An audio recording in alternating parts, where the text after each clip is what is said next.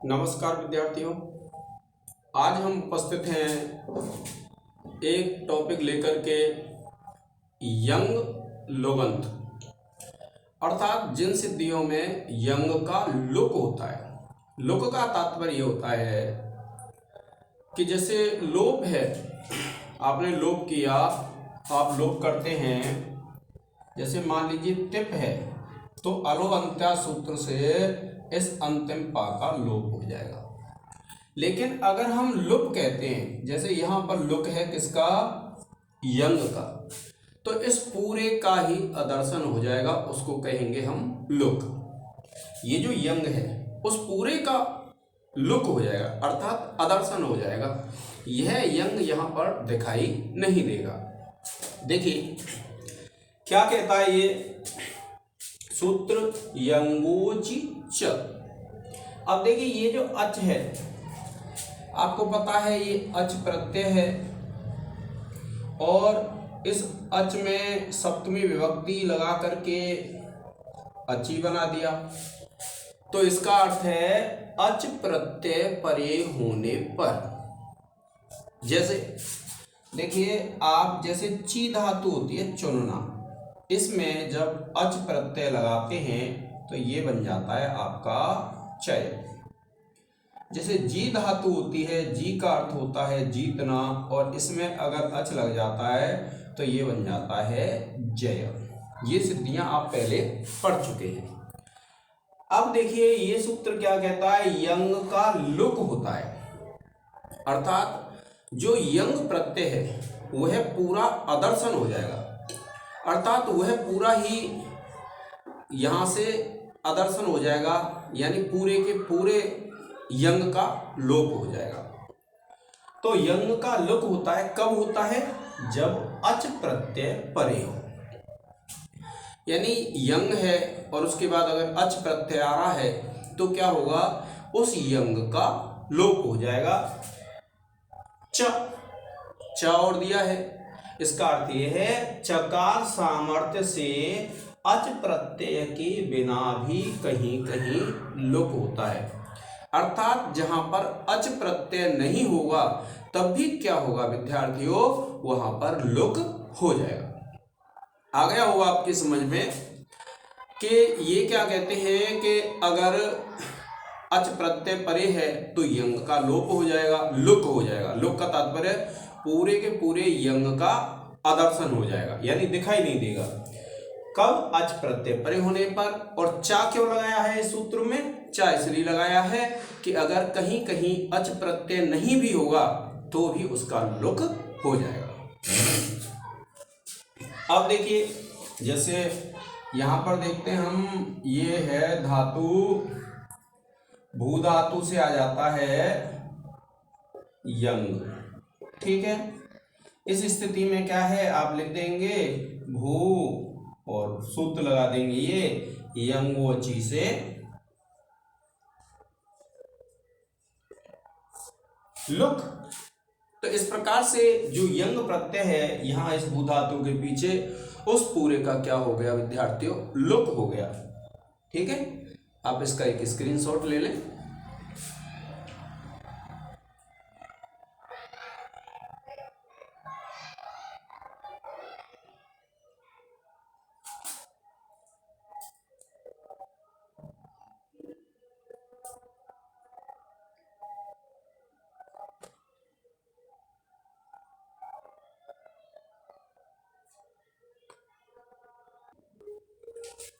अब देखिए ये हमारा दूसरा सूत्र है और सूत्र है यंगो वा।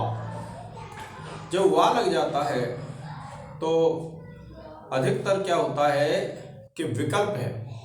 अब देखिए क्या कहते हैं, यंग लुगंत से परे। इसका तात्पर्य आप समझ गए होंगे कि सबसे पहले हमने पढ़ा भू प्लस यंग, यंग आ जाता है, सूत्र पढ़ा है आपने पहले, धातो रेकाचो हलादेह क्रिया संविहारे यंग। अब देखिए इस सूत्र से आ गया यंग, इसके बाद इस सूत्र से हो गया यंग का लुक। कौन सा सूत्र है? यंगोची। चलो अब इससे हो गया इसका लुक। इस स्थिति में हम आ गए। अब देखिए क्या कहते हैं कि यंग लुगंत से परे, जब इस यंग का लुक हो गया, और यंग का लुक किसमें से हुआ? भू में से। तो यंग लुक अंत वाला कौन सा है? भू है। से परे हलादि पित। पित आप जानते हैं जिसमें से पा की इत संज्ञा होती है और उसका लोप होता है, उसको कहते हैं पित। और हलादि का तात्पर्य होता है जिसमें पहला अल अर्थात पहला वर्ण क्या हो? हल हो। तो देखिए जैसे हम आगे जब प्रक्रिया पढ़ेंगे तो ये यंग लुक हो गया और ये आ गया हमारा तिप।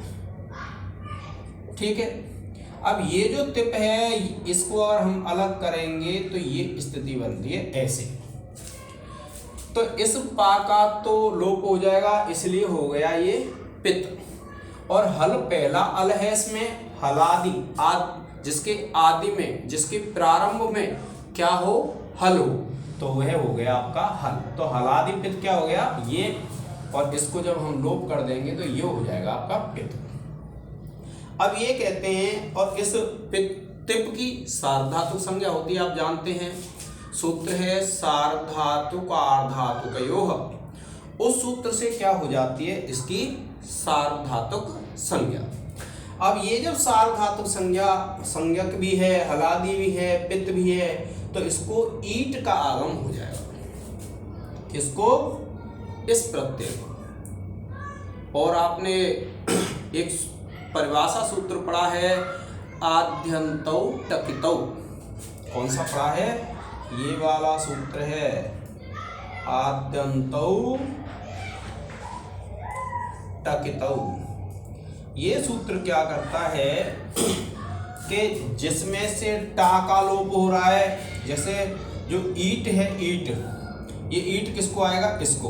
अब समस्या क्या होती है कि इस ईट को हम यहाँ पर लाएं या फिर यहाँ पर लाएं, तो उसका समाधान करता है हमारा यह परिभाषा सूत्र आद्यन्तौ टकितौ। तो ये कहता है कि आदि और अंत ये अलग है, और टित और कित, अर्थात जिस प्रत्यय में से ट की इत संज्ञा होकर के लोप होगा वह तो आएगा आदि में, यानी जैसे इसको आ रहा है तो इसके पहले।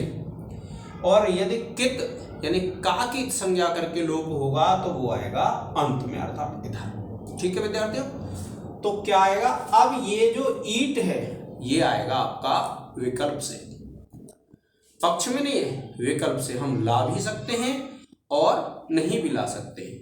तो जब भी यह ईट आएगा तो हमारी जो सिद्धियां होंगी वो है दो होंगी, एक तो पक्ष में और एक विकल्प से। तो अब आप इस सूत्र का एक स्क्रीनशॉट ले लें और इन दोनों सूत्रों से जो सिद्धियां सिद्ध होंगी वो है वो भूति और एक है